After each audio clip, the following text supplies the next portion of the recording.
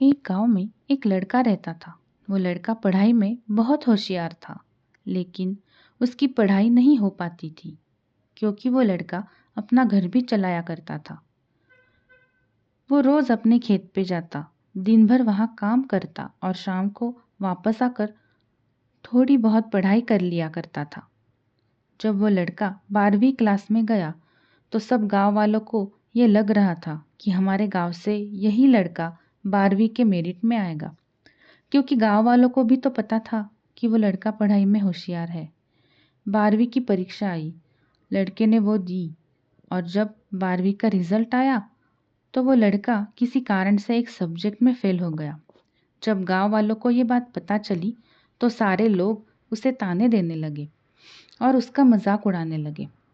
वो अपने घर से जब भी खेत की तरफ जाता, रास्ते में जितने लोग उससे मिलते वो सब उसे ताने देते। अब वो लड़का लोगों के ताने सुन के बहुत परेशान हो जाता है। ये बात वो अपने गुरु को बताता है कि गुरुजी, मैं जब भी खेत पर जाता हूँ मुझे जितने भी लोग मिलते हैं सब मेरा मजाक उड़ाते हैं। तो उसके गुरु ने उसे कहा, तू एक काम कर, एक बड़ा लोटा ले और उसको थोड़ा ऊपर तक दूध से भर दे, और जब तू उस रास्ते से गुजरे लोटे से एक भी बूंद दूध का रास्ते में मत गिरने देना। उस लड़के ने वैसा ही किया।